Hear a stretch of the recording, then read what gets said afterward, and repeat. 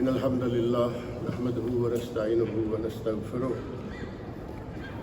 ونعوذ بالله من شرور أنفسنا ومن سيئات أعمالنا من يهده الله فلا مضل له ومن يضلل فلا هادي له وأشهد أن لا إله إلا الله وحده لا شريك له وأشهد أن محمدا عبده ورسوله أما بعد فإن خير الحديث كتاب الله وخير الهدي هدي محمد صلى الله عليه وسلم وشر الأمور محدثاتها وكل محدثة بدعة وكل بدعة ضلالة وكل ضلالة في النار رب اشرح لي صدري ويسر لي أمري واحلل عقدة من لساني يفقهوا قولي رب أعوذ بك من همزات الشياطين وأعوذ بك رب أن يحضرون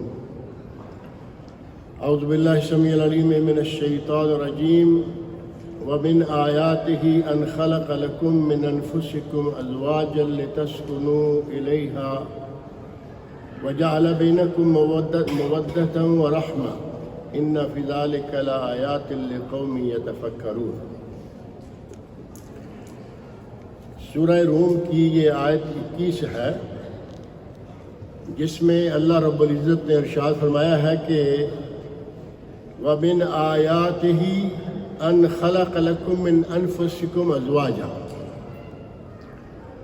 اللہ کی نشانیوں میں سے ایک نشانی ہے کہ اس نے تمہیں میں سے تمہاری بیویاں بنائیں۔ آدم علیہ السلام سب سے پہلے بشر، سب سے پہلے انسان، اور انہی سے ان کی بیوی بنائی گئی۔ اسی طرف اشارہ ہے کہ تمہیں سے تمہاری بیویاں بنائی گئیں لِتَسْكُنُوا إِلَيْهَا، تاکہ تم ان سے سکون حاصل کرو۔ وَجَعَلَ بَيْنَكُمْ مَوَدَّةً وَرَحْمَةً، اور تمہارے مابین محبت اور شفقت، پیار پیدا کر دیا۔ ان فی ذلک لآیات لقوم یتفکرون، اس بات میں ان لوگوں کے لیے نشانیاں ہیں جو غور و فکر کرنے والی قوم ہے۔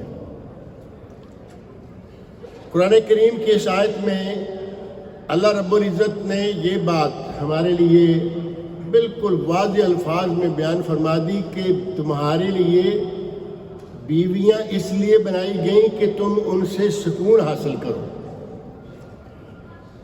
اور پھر یہ نہیں کہ وہ تمہارے اپنے ہی خاندان قبیلے کی ہیں اس لیے تمہارے مابین محبت ہو جاتی ہے، نہیں۔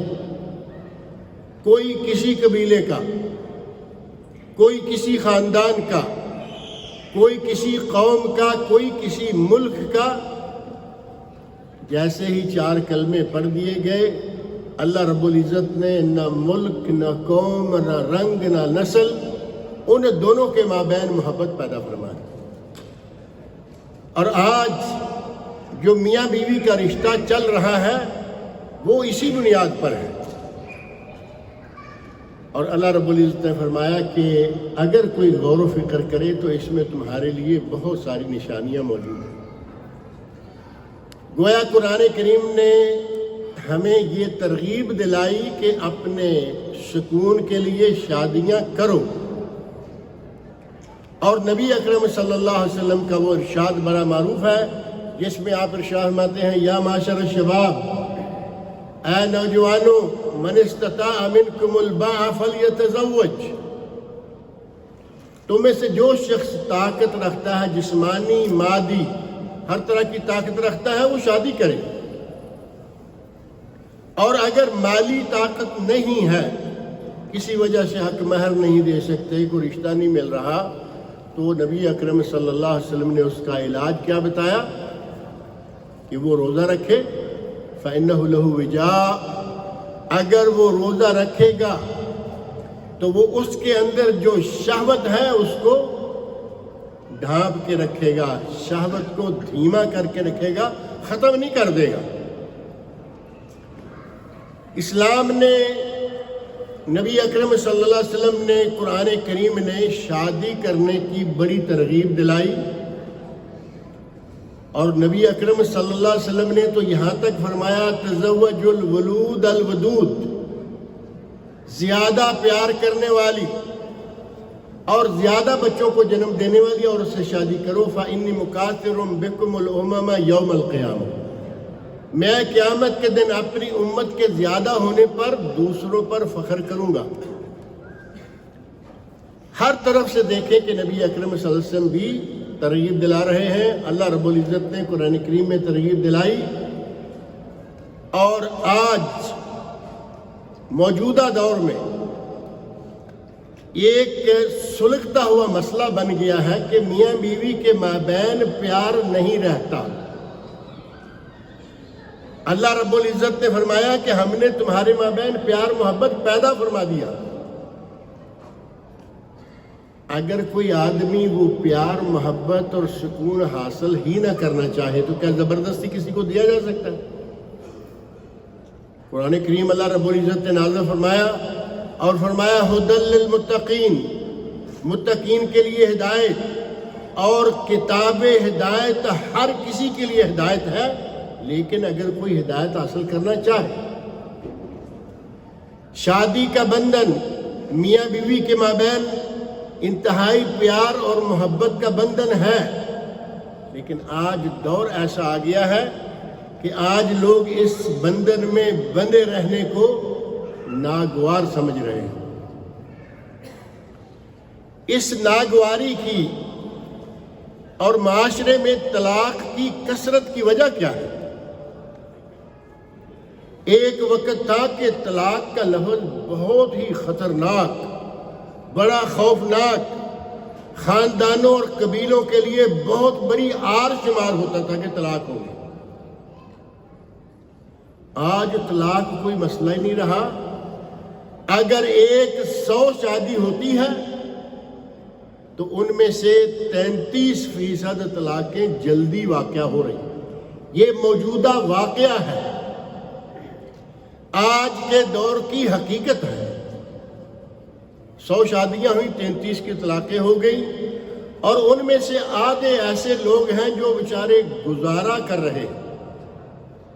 عورت گزارا کر رہی ہے کہیں بیچاری، کیا کروں، 1-2 بچہ ہے لے کے کہاں جاؤں گی۔ کہیں شوہر گزارا کر رہا ہے کہ ماں باپ نے ڈنڈا پکڑ رکھا ہے۔ جو اصل مطلوب ہے پیار، سکینت، سکون، وہ چیز نہیں ہے۔ اور اس کی وجہ جو سب سے بڑی وجہ ہے وہ آج کا میڈیا ہے، سوشل میڈیا۔ سوشل میڈیا نے ایسی چیزیں نشر کرنا شروع کر رکھی ہیں، لوگ بے لگام ہوتے جا رہے ہیں، حتیٰ کہ میاں بیوی کے مابین طلاق ہونے کا سبب اور کوئی نہیں۔ ایک سیریل، ایک ڈرامہ چل رہا ہے، بیوی کہتی ہے مجھے دیکھنا ہے، شوہر کہتا ہے ہم نے نہیں دیکھنا، اس موضوع پر طلاقیں ہوئیں۔ یہ یہاں کا واقعہ موجود ہے۔ ایک ترکی مدبلج، ترکی زبان کا ڈرامہ تھا جسے ترجمہ کیا گیا تھا، ڈب کیا ہوا، وہ اتنا مشہور ہوا، خواتین بڑے شوق سے دیکھ رہی ہیں، اور بدبختوں نے دکھانے کا ارادہ ہی کچھ اس طرح کا رکھا ہوا ہے بنانے کا۔ ایسا ڈرامہ بنایا کہ عورتیں بے لگام، شوہر بے لگام، حرام کے بچوں کی پیداوار عام، اور ایسی لاپرواہی سے جیسے کوئی بات ہی نہیں۔ بچہ حرام کا ہے، بڑے مزے کے ساتھ پال رہی ہے، ماں بھی پال رہی ہے، جس کا تھا اس کو پتہ بھی نہیں ہے۔ اس ڈرامے کی بہت ساری باتوں کی وجہ سے یہاں سعودی عرب میں باقاعدہ علماء نے کہا کہ یہ ڈرامہ دیکھنا حرام ہے۔ بعض عورتیں اڑ گئیں دیکھیں گے۔ نتیجہ کیا ہوا؟ نتیجہ یہ ہوا کہ کئی گھروں میں طلاق واقع ہو گئی۔ وہ ڈرامہ کس نے نشر کیا؟ میڈیا۔ اور صرف یہی نہیں، بہت ساری ایسی باتیں آوارہ قسم کی عورتوں کو سامنے لے آئیں گے۔ آج کل کی بے لگام بیگمات۔ انٹرویو لیا اور وہ خاتون کہہ رہی ہے کہ ہم تو جب چاہتے ہیں جس ملک میں چاہتے ہیں ٹریول کر لیں. اب بغیر محرم کے ٹریول کرنا ان کے لیے تو کوئی مسئلہ نہیں رہا. جہاں چاہیں جاتے ہیں، گاڑی ہماری اپنی ہے، یہ ہمارا اپنا ہے، وہ ہمارا اپنا ہے. ایک عورت جو شریفانہ انداز سے اپنے گھر میں بس رہی تھی، 2-4 اس طرح کی بدبخت عورتوں کا انٹرویو دیکھ لیا، وہ گئی کام سے. ہم کیوں اتنی پابندیوں میں پھنس کر رہے ہیں جبکہ دنیا عیش کر رہی ہے؟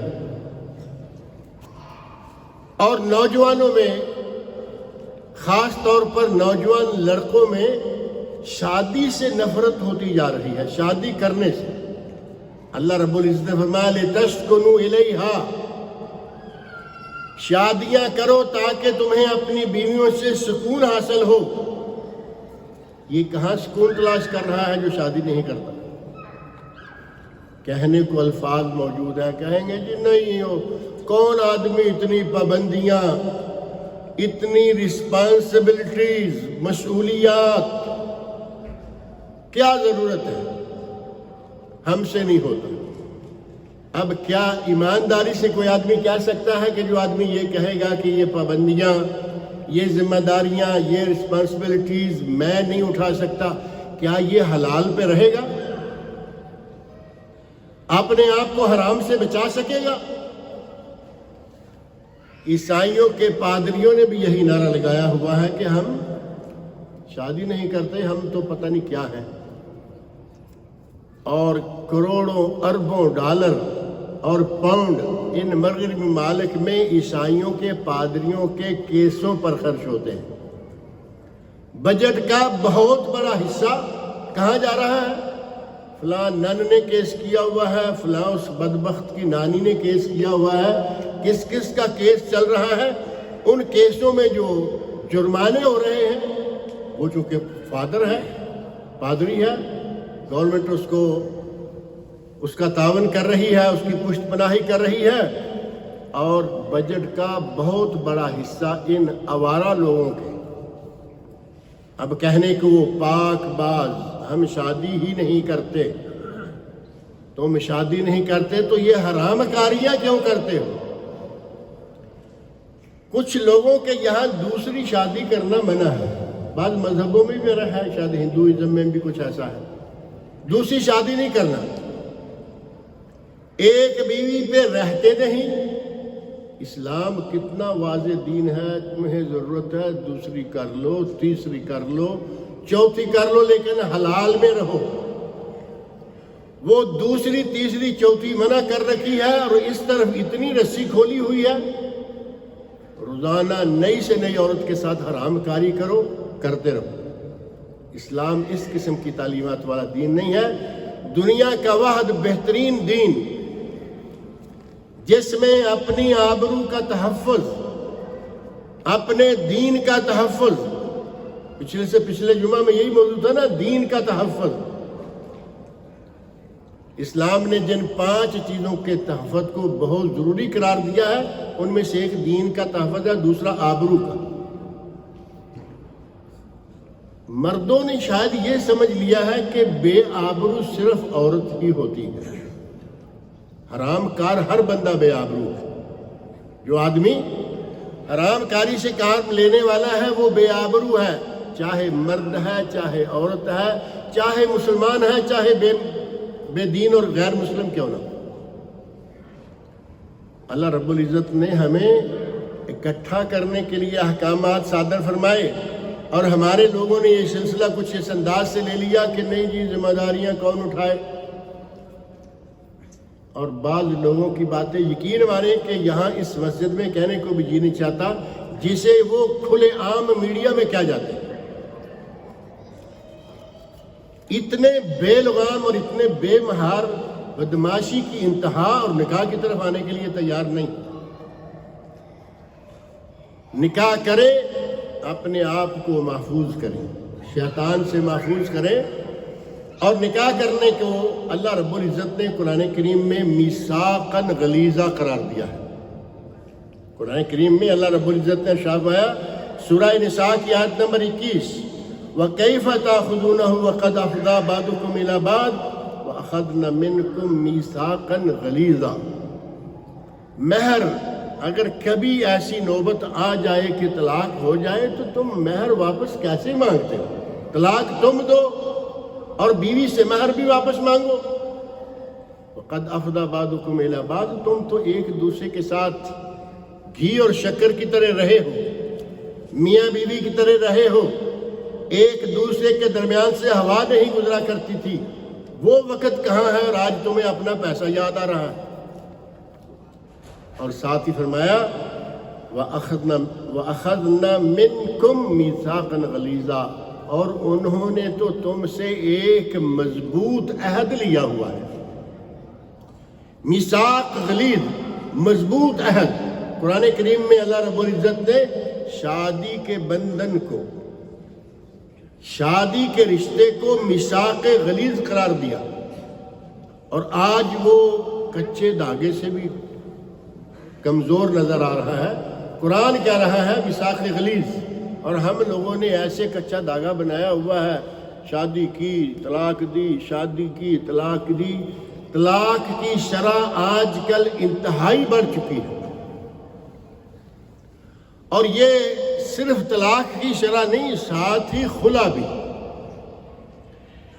کچھ لوگ وہ ہیں کہ وہ طلاق دے دیتے ہیں، کوئی پرواہ نہیں، بلکہ لاپرواہی کی حد یہاں تک ہے، کہیں گے علیہ بالطلاق، یہاں عربوں میں بڑا مشہور ہے، اور کچھ بھی نہیں، محض اپنی بات کو پکا کرنے کے لیے لوگ کہتے ہیں مجھے اللہ کی قسم میں عہد کرتا ہوں علیہ بالطلاق، اگر میں یہ کام نہ کروں تو میری بیوی کو طلاق ہے۔ اور کچھ من چلے ہیں وہ علیہ بالطلاق الثلاث، میری بیوی کو تینوں طلاق ہے۔ آج کھیل بنا لیا گیا۔ نبی اکرم صلی اللہ علیہ وسلم کے زمانے میں سنن کبریٰ بیہقی میں صحیح سند کے ساتھ حدیث موجود ہے، ایک صحابی کے بارے میں کہا گیا کہ اس نے بیک وقت 3 طلاقیں دے دی ہیں۔ غور سے حدیث سنیں، ہمارے یہاں کسی کو دعوت دینا، یہ الحمدللہ اچھا ہے کہ ہمیں وہ اتنا وہ عربی والا رنگ نہیں آتا، دعوت دے رہے ہیں کسی کو، اور پکا اتنا کرنا چاہتے ہیں کہ یہ ضرور آئے، اور یہاں بھی علیہ بالطلاق، اگر تم نہ آئے تو میری بیوی کو طلاق۔ تمہاری بیوی کا کیا قصور ہے؟ آیا وہ نہیں، کرتوت تمہارے اچھے نہیں تھے کہ وہ نہیں آیا، اور بیوی بیچاری۔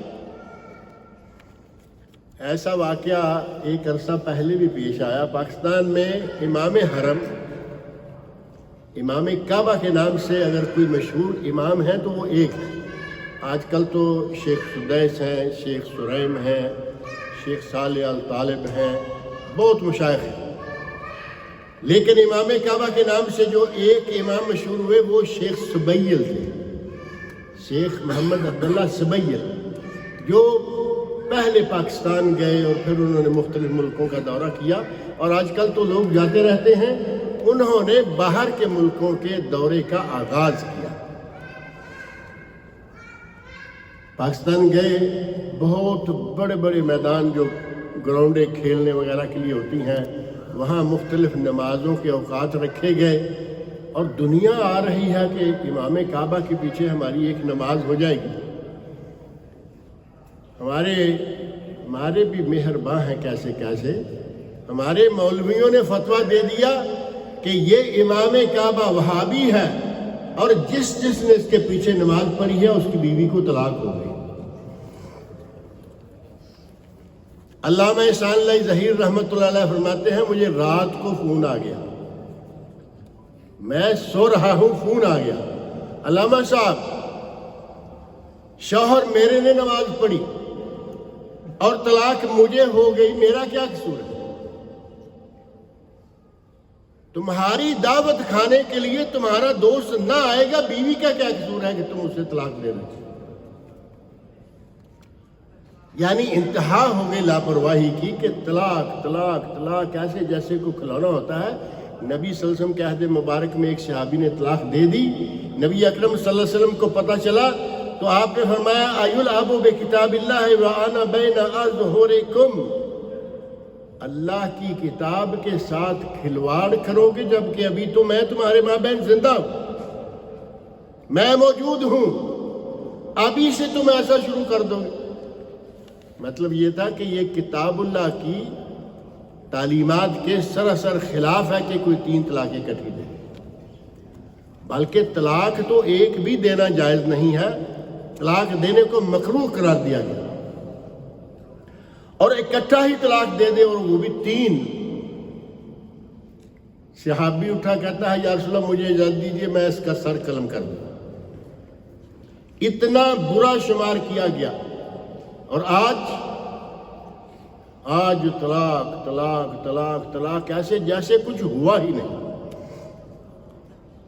اللہ رب العزت نے ہمیں ایک بہترین موقع دیا ہوا ہے، میاں بیوی ہیں، فرمایا فَإِنَّهُنَّ خُلِقْنَا، نبی اکرم صلی اللہ علیہ وسلم ارشاد فرماتے ہیں اِسْتَوْصُوا بِالنِّسَاءِ خَيْرًا، بیویوں کے ساتھ حسن سلوک سے پیش آؤ۔ فَإِنَّهُنَّ خُلِقْنَ مِن ضِلْعٍ، ان کی تخلیق پسلی سے ہوئی ہے۔ عورت کی تخلیق، بابا آدم کو حمل تو نہیں ہوا تھا نا، بابا آدم کی پسلی سے ان کی بیوی حضرت حوا علیہ السلام کو تخلیق فرمایا۔ اللہ رب العزت نے فرمایا اِنَّهُنَّ خُلِقْنَ مِن ضِلْعٍ، ان کی تخلیق پسلی سے ہوئی۔ وَإِنَّ أَعْوَجَ شَيْءٍ فِي الضِّلْعِ أَعْلَاهُ، اور سب سے زیادہ ٹیڑھی پسلی ہوتی ہے اوپر والی، نیچے والی چھوٹی ہوتی جاتی ہے اور اس میں ٹیڑھا پن کم ہوتا جاتا ہے، جیسے جیسے وہ کھلتی جائے گی ان میں ٹیڑھا پن جو ہے وہ لمبا ہوتا جائے گا۔ فَإِنْ ذَهَبْتَ تُقِيمَهُ كَسَّرْتَهُ، اگر تم اس ٹیڑھی پسلی کو سیدھا کرنا چاہو گے، کسرتہ توڑ بیٹھو گے، فرمایا اس کو اسی حال میں رہنے دو اور اپنا کام چلاؤ۔ ایک ٹیڑھی لکڑی مثال کے طور پر آدمی سیدھا کرنا چاہے تو کہ ایسے ہی سیدھی ہو جائے گی؟ بعض کام ایسے ہیں ان کاموں میں خشک لکڑی سوکھی ہوئی جو موڑیں گے تو ٹوٹ جائے گی، اس کو کچھ ایک سلسلہ ایسا ہے، اس کو پانی میں گرم پانی میں ڈال کے، میں نے خود اپنی آنکھوں سے دیکھا، وہ کام تو اتنا اچھا نہیں تھا لیکن وہ کرتے تھے، اس لیے ہمارے اسکول کے سامنے تھے، پرائمری اسکول کے سامنے۔ یہ اس سے ذرا تھوڑی، یا اس کے یہ جو حکے کی نہ ہوتی ہے، وہ عام سادہ لکڑی لے کر اس کو پانی کے ڈرم کے اندر ایسے انداز سے رکھ کے گرم کر کے پھر آہستہ آہستہ آہستہ آہستہ، معلوم ہے نہ کیسے ہو جاتی ہے۔ اگر ٹیڑھی سوکھی ہوئی پسلی کو سیدھا کرو گے تو توڑ بیٹھو گے، معنی کیا ہے کہ ایسے ہی کام چلاؤ، ٹیڑھی ہی رہے گی، اور اگر کوئی تھوڑی محنت کرے، آہستہ آہستہ آہستہ آہستہ اس کو سیدھا کرنے کی کوشش کرے، تو اس کے لیے ظاہر ہے کہ جو لکڑی میں بتا رہا ہوں اس کرتے ہیں، سیدھی کو ٹیڑھا کرتے ہیں، ہو جاتی ہے۔ ٹیڑھی کو سیدھا کریں گے ہو جائے گی، لیکن وقت لگے گا، اور آپ کہیں نہیں میرا نکاح ہو گیا اب تو میری بیوی ہو، اور ایسے نعرے مارنے والے لوگ موجود، تم میرے نکاح میں ہو، میری منکوحہ ہو، آج میں تمہارا حاکم ہوں، اور ظلم کی انتہا کر دی جاتی ہے۔ اللہ رب العزت نے فرمایا ہے وَعَاشِرُهُنَّ بِالْمَعْرُوفِ، عورتوں کے ساتھ حسن سلوک سے پیش آؤ۔ فَإِنْ كَرِهْتُمُوهُنَّ، اگر تمہیں کبھی عورت بری بھی لگے، عورت سے آپ کو نفرت ہو رہی ہے، اللہ رب العزت نے یہ نہیں فرمایا فَإِنْ كَرِهْتُمُوهُنَّ طَلِّقُوهُنَّ، ہوتا تھا نا بھائی اگر ناپسند آ گئی چھوڑ دو، نہیں ایسا نہیں فرمایا، بلکہ فرمایا فَإِنْ كَرِهْتُمُوهُنَّ فَعَسَىٰ أَن تَكْرَهُوا شَيْئًا وَيَجْعَلَ اللَّهُ فِيهِ خَيْرًا كَثِيرًا، ہو سکتا ہے کہ ایک چیز تمہیں تو اچھی نہیں لگتی، لیکن اللہ رب العزت نے اس میں بے شمار خیر رکھی ہو تمہارے لیے، تمہارے لیے بچے پیدا ہوں گے، تمہارا گھر خوشیوں کے بھر جائے گا، اور کتنی چیزیں ہیں۔ اور نبی اکرم صلی اللہ علیہ وسلم تو ایک حدیث میں ارشاد فرماتے ہیں کہ تمہیں عورت میں اگر ایک عیب نظر آتا ہے جس کی وجہ سے تم اسے چھوڑنا چاہتے ہو تو اس کے 100 اوصاف اچھے جو ہیں، جو 100 اچھائیاں ہیں ادھر نظر ڈال کے دیکھ لو، ایک عیب کو لے کے اس کو چھوڑ کیوں رہے؟ لیکن آج ہمارے سامنے میڈیا نے اس رشتے کو اتنا کمزور کر دیا ہے کہ کچے دھاگے کی طرح جب چاہتے ہیں توڑ دیتے ہیں، جب چاہتے ہیں، اور اس کے لیے سب سے زیادہ خوش کون ہوتا ہے؟ میاں بیوی کے مابین طلاق ہو تو خوش سب سے زیادہ کون ہے؟ شیطان۔ نبی اکرم صلی اللہ علیہ وسلم ارشاد فرماتے ہیں، صحیح مسلم میں حدیث ہے کہ شیطان پانی پر اپنا تخت سجاتا ہے۔ وہ تو اپنی حکومت کا بادشاہ ہے نا، اسے تو نہ امیگریشن کی ضرورت ہے نہ کسی جگہ، وہ ہر ساری جگہ کا بادشاہ ہے۔ پانی کے اوپر اپنا تخت سجاتا ہے، اس پہ بیٹھ کے اپنے چیلوں سے رپورٹ شروع کر دیتا ہے، ہاں بھائی آؤ بتاؤ کیا کیا، تم بتاؤ کیا کیا، تم بتاؤ کیا کیا۔ وہ کہتا ہے کہ میں گیا اور میں نے یہ کر دیا، دوسرا کہتا ہے میں گیا میں نے وہ کر دیا، جو شیطانیاں وہ کرتے ہیں کراتے ہیں، وہ کہتا ہے کہ تم نے کچھ بھی نہیں کیا۔ نبی اکرم صلی اللہ علیہ وسلم حدیث میں فرماتے ہیں کہ انہیں کہتا ہے تم نے کچھ بھی نہیں کیا، اور ایک آ کے کہتا ہے ما ترکتہ حتی فرقت بینہ و بین امرأتہ، صاحب بہادر میں تو اس کے ساتھ ایسا جڑا تب تک نہیں چھوڑا جب تک اس نے اپنی بیوی کو نہیں چھوڑ دیا، طلاق نہیں دے دی۔ اب کہتا ہے نبی اکرم سے فرماتے ہیں کہ وہ شیطان جو ہے اس کو، اب جیسے بچے کو پیار کرتے ہیں نا، پاس بٹھاتا ہے، اس کے صدقے واری جاتا ہے اور اسے کہتا ہے نعم انت، تو نے کام کیا ہے، تو ہے کام کا آدمی۔ یہ تو سارے بیکار ہیں، چھوٹی چھوٹی کاروائیاں کر کے بڑے خوش ہو رہے تھے، تم نے کام کیا۔ اگر میاں بیوی میں طلاق واقع ہو تو سب سے زیادہ خوش شیطان۔ اور کچھ لوگ جو ہیں انسان، یہ تو شیطانوں کی کاروائی ہے، کچھ لوگ انسان ہیں، وہ غلام کو اپنے مالک کے خلاف اور بیوی کو شوہر کے خلاف، شوہر کو بیوی کے خلاف، اور خاص طور پر شوہروں کو بیوی کے خلاف کرنا اپنا بڑا کارنامہ سمجھتے ہیں۔ اور اس آدمی کو، یا یہ عورت ہو، عورتیں بھی کرتی ہیں مرد بھی کرتے ہیں، ان کو نبی اکرم صلی اللہ علیہ وسلم نے بڑی سختی کے ساتھ ارشاد فرمایا ہے کہ اگر کوئی ایسا آدمی ہے یا کوئی ایسی عورت ہے جو کسی کی بیوی یا شوہر کو یا کسی کے غلام کو اس کے مالک کے خلاف کرتی ہے تو وہ باعث لعنت عورت ہے، باعث لعنت مرد ہے۔ تخبیب، کسی کی بیوی کو اس کے خلاف کرنا، کسی کے غلام کو اس کے خلاف کرنا۔ اور نبی اکرم صلی اللہ علیہ وسلم نے طلاق جیسے اس گناہ کو ایسے سخت لیا۔ مسند امام احمد اور سنن ابو داود میں صحیح سند کے ساتھ حدیث موجود ہے، نبی اکرم صلی اللہ علیہ وسلم ارشاد فرماتے ہیں ایما امرأۃ سألت زوجہا طلاقا، اگر کوئی بیوی اپنے شوہر سے طلاق طلب کرے فی غیر ما باس، کوئی وجہ بھی نہیں، ایک وجہ ہے، معقول وجہ ہے، شرابی ہے، ظالم ہے، توہین کرتا رہتا ہے، اور کبھی کبھی بعض ایسے شوہر ہیں کہ بیوی کے سامنے اس کے ماں باپ کی توہین کریں گے، ماں باپ کے آئے ہوئے شاید کر پائیں یا نہیں کر پائیں، حالانکہ ایسے واقعات میں نے سنے ہیں کہ ماں باپ کی ان کے سامنے کھڑے ہو کر توہین کرتے ہیں۔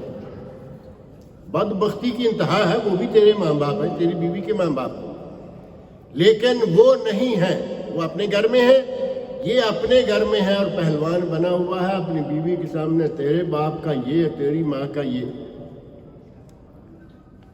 یہ تو اگر ایک آدمی مسلسل کرتا ہے تو ایسے آدمی سے اگر عورت طلاق مانگ نہیں گزارا کرتی، ہر وقت اپنے باپ کے ماں کے خلاف یہ بکواس نہیں سن سکتی، وہ طلاق طلب کرتی ہے ایک بات ہے، وہ زانی ہے، وہ شرابی ہے، وہ ایسے بدکار کے ساتھ نہیں رہتی، ایک بات ہے، لیکن اگر بغیر کسی وجہ کے وہ طلب کرتی ہے، طلاق طلب کرتی ہے، تو نبی اکرم صلی اللہ علیہ وسلم فرماتے ہیں فَحَرَامٌ عَلَيْهَا رَائِحَةَ الْجَنَّةِ، ایسی عورت پر جنت کی خوشبو بھی حرام ہے۔ بغیر وجہ کے طلاق طلب کرے اس پر جنت کی خوشبو بھی حرام ہے۔ اور جو آدمی کسی کی بیوی کو اس کے خلاف کرے، غلام کو اس کے خلاف کرے، فرمایا لیس منا، وہ ہم میں سے ہی نہیں ہے، یعنی وہ کسی اور ہی دنیا کا شخص ہے۔ اور پھر طلاق دینے کے لیے اگر سنت طریقہ کو آپ اپنے سامنے رکھیں تو طلاق کی نوبت ہی نہیں آتی۔ ہمارے یہاں معروف ہے، ذرا غصہ آیا طلاق، ہنڈیا میں مرچی زیادہ طلاق، نمک کم ہے طلاق۔ اب کسی کو دعوت دینے کے لیے طلاق کی قسمیں کھا رہا ہے تو ظاہر ہے کہ وہ تو عام حالت۔ اگر مسنون انداز اب آئے گا کسی، اگر کوئی آدمی قرآن و سنت کی تعلیمات سے واقف ہے تو اسے پتہ چلے گا مسنون انداز کیا ہے۔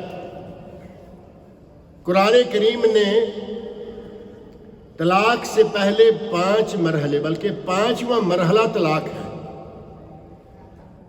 پہلے 4 مرحلے ہیں جن کی ہمیں کوئی پرواہ نہیں ہوتی۔ قرآن کریم میں سورہ نساء میں اللہ رب العزت نے یہ 5 مرحلے بیان فرمائے ہیں۔ پہلے آیت نمبر 34، سورۃ النساء کی آیت نمبر 34 میں ارشاد فرمایا واللاتی تخافون نشوزہن فَعِظُوهُنَّ، جن بیویوں کی تم سمجھتے ہو کہ یہ نافرمانی کر رہی ہے یا حدود سے نکل رہی ہے اور تم اسے برداشت نہیں کر پا رہے، فَعِظُوهُنَّ، سب سے پہلا سٹیپ یہ ہے کہ اسے نصیحت کرو، واز کرو، سمجھاؤ۔ اللہ کی بندی یہ اپنی زبان پہ کنٹرول، بعض بیویاں بھی تو تیز ہوتی ہے نا بڑی، بعض بیویاں تیز ہیں، بندے کو اس کی تیزی کو ٹھنڈا کرنے کے لیے پہلے واز، اسے اللہ کا واسطہ دیں، تقوی کی طرف توجہ دلائیں اور اسے کہیں کہ یہ تم کیا کرنے جا رہی ہو، ہمارا ایک رشتہ ہے، ہمارا ایک بچہ ہے، 2 بچے ہیں۔ اگر اس انداز سے آپ نے پہلے اسے سمجھا لیا تو پھر امید ہے کہ وہ سمجھ جائے گی، طلاق کی طرف قدم ہی نہیں بڑھے گا۔ پہلا کام فَعِظُوهُنَّ، انہیں واز کرو۔ اگر وہ واز کرنے سے باز نہیں آ رہی تو فرمایا وَاهْجُرُوهُنَّ فِي الْمَضَاجِعِ، انہیں ان کے بستروں میں الگ کر دو۔ اب یہاں یہ بات ذہن میں رکھیں، اللہ رب العزت نے فرمایا کہ تمہارا کمرہ ایک ہوگا، بڑی چارپائی ہے جس پہ تم مسلسل سوتے، جو بیڈ ہیں آج کل مسلسل سوتے آ رہے ہو، اسی بیڈ پہ سونا ہوگا۔ اگر دیہاتی ماحول ہے وہاں تو بیڈ ہوتے ہی نہیں، ایک ہی چارپائی ایک آدمی کے لیے، اگر چھوٹی ہے دونوں الگ الگ سو رہے ہیں تو بھی محض اس کو سوتے وقت پشت کر لو، یہ شو کرو کہ میں ناراض ہوں۔ یہ ہے وَاهْجُرْهُنَّ فِي الْمَضَاجِعِ، سونے کی جگہوں میں انہیں چھوڑ دو۔ ہمارے یہاں اگر چھوڑنا بھی ہے تو اس کے میکے میں چھوڑ کے آئیں گے، نہ صرف کمرے سے نکالا، نہ صرف گھر سے نکالا، شہر سے بھی نکال کے اس کے ماں باپ کے یہاں جہاں بھی وہ ہیں وہاں چھوڑیں گے۔ قرآن کریم نے یہ تعلیم نہیں دی۔ اور تیسرا سٹیپ ہے وَاضْرِبُوهُنَّ، اگر وہ واز و نصیحت کو قبول نہ کرے، اگر وہ تمہارا پشت کر کے سونا اسے بھی کوئی اہمیت نہیں دے رہی، وَاضْرِبُوهُنَّ، تو انہیں تھوڑا سا مارو۔ اب وَاضْرِبُوهُنَّ کا کیا معنی ہے کہ آپ ہاتھ میں کوڑا پکڑ لیں، چمڑی ادھیڑ دیں، ڈنڈا اٹھا لیں۔ کبھی کبھی بعض پڑھے لکھے لوگوں کے بارے میں پتہ چلتا ہے کہ ڈنڈے سے اپنی بیویوں کو مارتے ہیں، اور ڈنڈا بھی کون سا، یہ جو گھر میں جھاڑو لگانے کے لیے ہوتا ہے نا، خواتین کھڑے کھڑے کہ جھاڑو آگے برش ہے، اس کے پیچھے معلوم ہے نا 1.5 میٹر ڈنڈا ہوتا ہے۔ میرا چونکہ تعلق بڑی مدت سے یہی چلتا آ رہا ہے، کوٹ کچہری سے ڈنڈا اٹھا کے برش والا وہ اپنی بیوی پہ توڑ دیتے ہیں، یہ مارنا نہیں، یہ وحشیانہ پن ہے، یہ وحشت ہے۔ مارنا ہے پہلے نمبر پہ آپ چہرے پہ نہیں ماریں، دوسرے نمبر پہ ایسی چوٹ نہ دیں کہ جس سے زخم ہو جائے۔ اب کیا ماریں گے؟ اگر آپ کو سنت کا تھوڑا بہت بھی خیال ہے، قرآن کریم کی تعلیمات کا تھوڑا بہت بھی خیال ہے، تو اب دیکھ لیں کہ آپ کیا مار سکتے ہیں۔ ڈنڈا آپ نہیں مارتے، کوڑا آپ نہیں مارتے، چھری آپ نہیں مار سکتے، اور کیا مارنا ہے؟ یعنی چھوٹی موٹی زد و کوب۔ اب زد و کوب ہوتی ہے عموماً ہاتھ سے کو تھوڑا بہت مار لیا، کبھی کسی نے کو تھوڑا بہت پاؤں مار دیا۔ اب آدمی پاؤں اٹھائے اور سیدھا اس کے پیٹ میں مارے، وہ سر کے بل گرے، سر پھٹے نہ پھٹے، تم نے تو اپنی کارروائی کر لی نا۔ یہ وحشیانہ پن ہے سارا۔ عورت ہے، ادھر جب شاعری کرنے پہ آتے ہیں تو صنف نازک بنا دیتے ہیں کہ یہ دو صنفیں ہیں، مرد اور عورت، اور صنف نازک عورت ہے۔ جب مارنے پہ آتے ہیں تو خود جانور بن کے اسے مارتے ہیں۔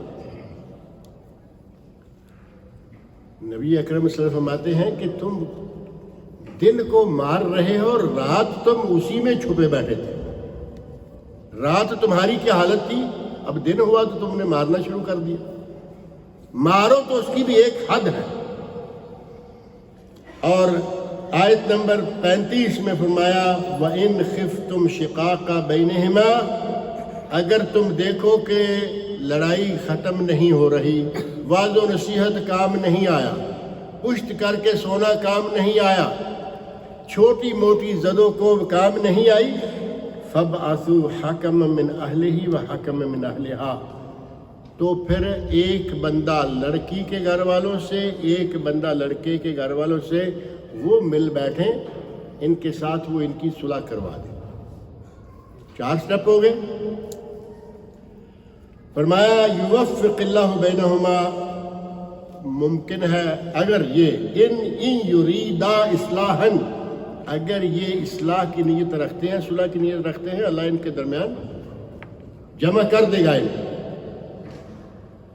اب اگر یہ چاروں طریقے کارگر ثابت نہ ہوں تو اب اجازت آتی ہے کہ اب طلاق دے دو۔ یعنی اب تو حد ہو گئی نا، جو کچھ آپ کے بس میں تھا وہ سارا کچھ آپ نے کر لیا اور کوئی بھی چیز کام نہیں آ رہی، تو 5واں مرحلہ ہے طلاق کا۔ ان 5 مرحلوں سے، 4 مرحلوں سے گزر کر اب آئی باری طلاق کی۔ اب دیکھیے کہ طلاق یہ نہیں کہ جب چاہیں، جس وقت چاہیں، جس دن چاہیں دے دیں، یہ بھی نہیں، اس کے لیے بھی شریعت نے حد مقرر کی ہوئی ہے۔ اس طہر میں، یعنی عورت پاک ہے، حیض کی حالت میں نہیں، لیکن اس طہر میں تم جماع کر چکے ہو، تم طلاق نہیں دے سکتے۔ طہر کا معنی پاک، طہارت۔ عورت پاک ہے لیکن اس کے غسل حیض کے بعد تم اس سے جماع کر چکے ہو، ہم بستری کر چکے ہو۔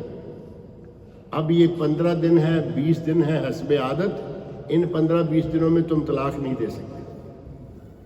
دو گے تو وہ سنت طلاق نہیں ہوگی، بدعت ہوگی، گناہ ہوگا۔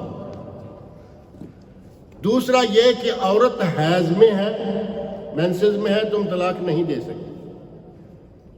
حیض کی حالت میں طلاق نہیں دے سکتے، یہ 7 دن لگا لیجئے نارملی۔ ان 7 دنوں میں طلاق نہیں، لڑو جھگڑو جو بھی ہوگا طلاق نہیں ہو سکتی۔ مہینے میں سے باقی کتنے دن بچے؟ 21۔ 7 نکالیں، 21 وہ اور کر لیں۔ ان 21 دنوں میں سے اگر تم جماع کر چکے ہو، پھر 21 دنوں میں بھی طلاق نہیں دے سکتے۔ اب طلاق دینے کے لیے آپ کے پاس وقت کون سا بچا؟ ابھی آپ ناراض ہوئے، جمع کر چکے ہیں اس طہر میں، 10 دن، 12 دن، 15 دن، 21 دن باقی ہیں، طلاق نہیں دو گے۔ مینسز آئیں گے، ان 7 دنوں میں بھی طلاق نہیں دو گے۔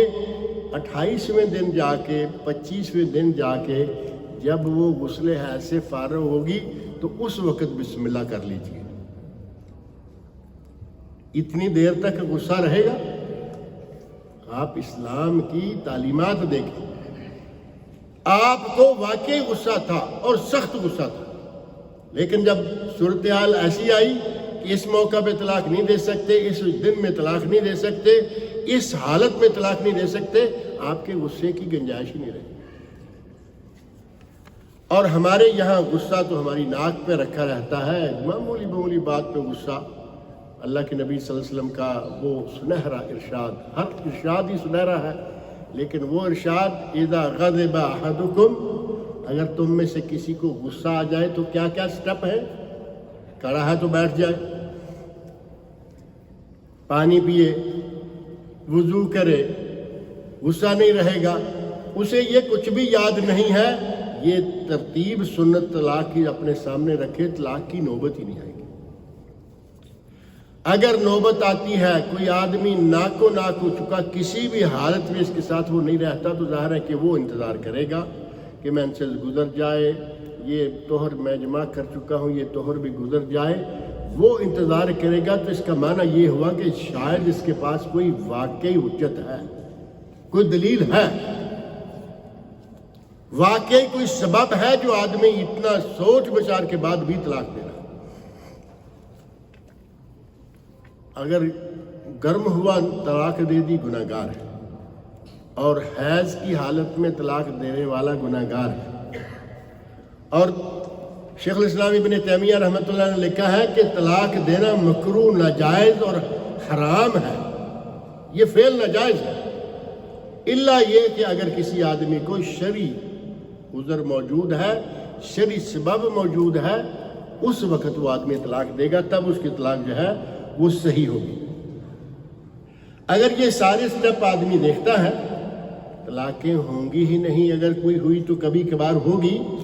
नबी अकरम सल्लल्लाहु अलैहि वसल्लम का इरशाद सही मुस्लिम में, ला यफ़रक़ु मोमिनुन मोमिना, कोई मोमिन किसी मोमिन औरत से अपनी बीवी जो है उसको बुरा न समझे।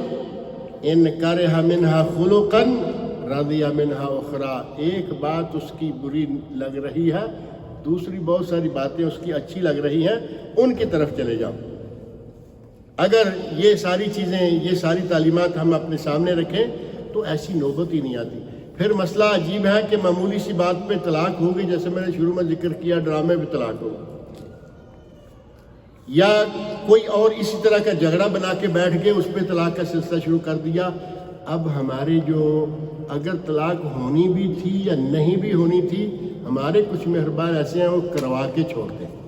रिश्तेदार दाखिल हो गए, चचा आ गया, मामू आ गया, लड़की की माँ आ गई, लड़के का बाप, यानी कोई भी जो दोनों तरफों में से बाहर से जो गैर मुतअल्लिक़ा शख्स है, वो जब आके मियाँ बीवी में दखल अंदाजी देगा तो शायद वो आपस में तो सुलह कर लेते, ये अब नहीं होने देंगे। वो कहते हैं ना कि बेवा, पंजाबी में रंडी कहते हैं, उर्दू में रंडी ज़रा बुरा लफ्ज़ है। कहते हैं कि बेवा औरत तो बसना चाहती है, ये महल्ले वाले या ये लोग जो हैं ये नहीं बसने देते। वो तो शायद सुलह कर लेते, अब ये रिश्तेदार जो दाएं बाएं से आए हैं ये सुलह नहीं करने देंगे। चाहिए ये कि मियाँ बीवी में झगड़ा अगर कभी होता है तो उनको आपस में हल करने दिया जाए, उनका पर्सनल मामला है, वो ज़्यादा बेहतर समझते हैं। बाहर वाले जाकर जब मुदाखलत करते हैं तो आम तौर पर मामला सुलझने की बजाय उलझ जाता है, खराबियाँ आ जाती हैं। और अगर मियाँ बीवी दोनों अपनी अपनी ज़बान पर भी कंट्रोल रखें, बीवी है वो मान लेते हैं कि अपनी सास को सीधा बुरा भला ना कहेगी, ससुर को ना कहेगी, अपनी नंद को कहना शुरू कर देगी। वो इसके शौहर की माँ तो नहीं है लेकिन बहन है, बड़ी भी नहीं छोटी है लेकिन बहन तो है ना, वहाँ खून का रिश्ता है। इसका उसकी बहन को गाली देना मुमकिन है 1 2 4 मरतबा बर्दाश्त कर ले, एक वक्त आ जाएगा कि वो भी फिर आपे से बाहर हो जाएगा। और यही मामला बिल्कुल शौहर का है کہ وہ بیوی کے ماں باپ کو نہیں، اس کی بہنوں کو، اس کے بھائیوں کو، اس کے فلاں کو گالیاں دے گا، بد زبانی کرے گا، تو یہ سلسلہ جو ہے بڑھتا بڑھتا کہاں تک جائے گا۔ اور اسلامی تعلیمات میں ایک چیز ہے رجوع۔ اسلام نے ایک طلاق کے بعد رجوع کی اجازت دی ہے۔ طلاق ہو گئی، کسی نہ کسی وجہ سے ہو گئی، رجوع کر لو 3 مہینے یا 3 ہیلتھ پیریڈ کے اندر۔ پھر کبھی طلاق ہو گئی، رجوع، اب دیکھو 2 بڑے بڑے چانس دیے رجوع کے، تیسرے کے بعد پھر رجوع نہیں ہے، حتی تنکح زوجا غیرہ۔ یہ بھی اسلامی تعلیمات کا ایک کمال ہے کہ یہ نہیں کہ اب چھوٹ گئی تو چھوٹ گئی، طلاق ہو گئی تو ہو گئی، ختم نہ، طلاق ہو گئی رجوع، پھر کبھی طلاق ہو گئی رجوع۔ اب جو تیسری مرتبہ طلاق ہوتی ہے تو ظاہر ہے کہ یا تو بیوی میں کوئی گڑبڑ ہے واقعی، یا شوہر میں ہے۔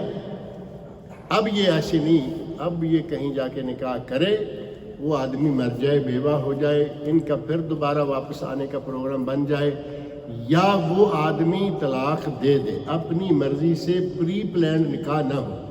پری پلانڈ نکاح جو ہمارے یہاں حلالہ کہتے ہیں،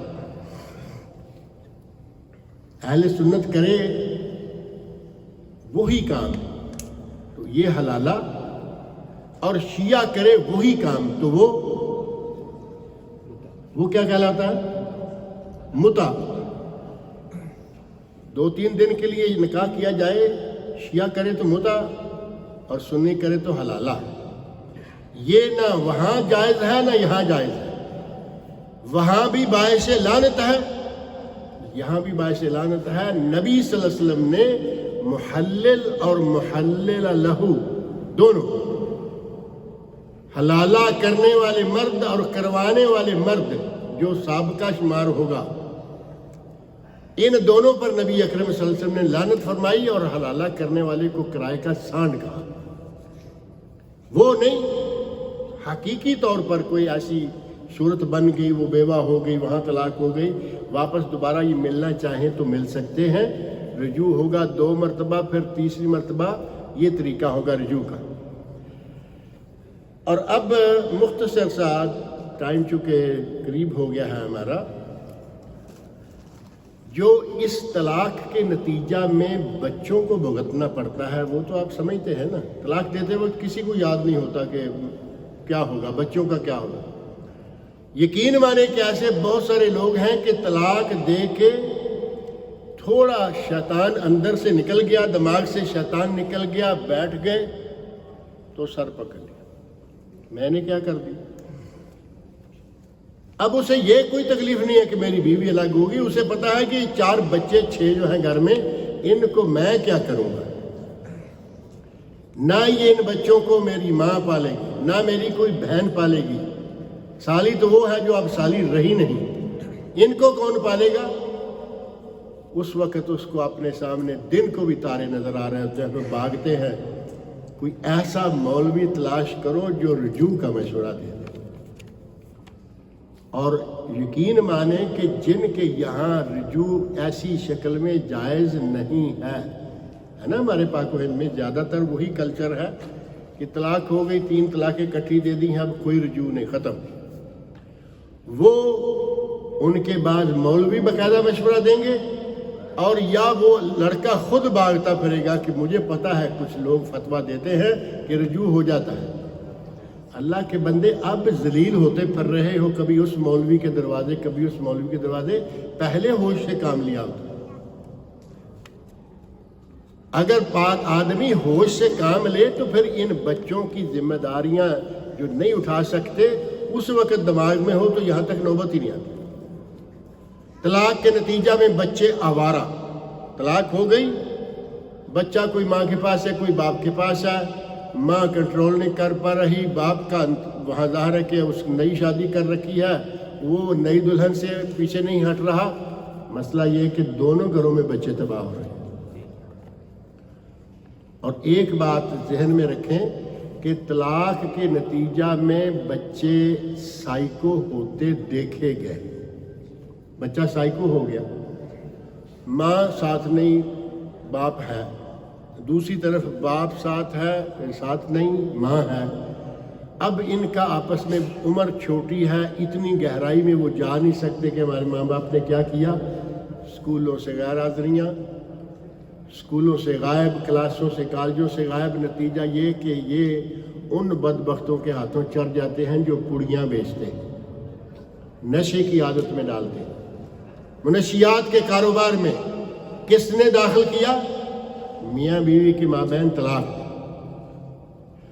اور ایک اور بات جو آپ محسوس کر سکتے ہیں کہ جن میاں بیوی کے مابین طلاق ہو جائے اور ان کے بچے ہوں، ان بچوں میں سے کچھ بچے ایسے ہوں گے جو ماں سے نفرت کرتے ہیں اور کچھ بچے ایسے ہیں جو باپ سے نفرت کرتے ہیں۔ یہ آپ خود محسوس کر سکتے ہیں۔ ان کو اس حد تک کس نے پہنچایا ہے؟ آپ نہ طلاق دیتے، نہ وہ بیچارہ بچہ سوچتا کہ میری ماں بری ہے، میرے باپ کو چھوڑ کے گئی، نہ وہ بچہ یہ سوچتا کہ میرا باپ برا ہے کہ میری ماں کو گھر سے نکال۔ بہت ہی برے نتائج اور بہت ہی برے اس کے ثمرات نکلتے ہیں اگر بلا وجہ طلاق دے دی جائے۔ اللہ رب العزت سے میری دعا ہے کہ ہمیں ہوش سے کام لینے کی توفیق دے۔ معاملہ طلاق کا ہو، شادی کا ہو، کوئی بھی ہو، سوچ سمجھ کر قدم اٹھانا چاہیے تاکہ ہمیں کسی قسم کا بعد میں پچھتاوا نہ ہو۔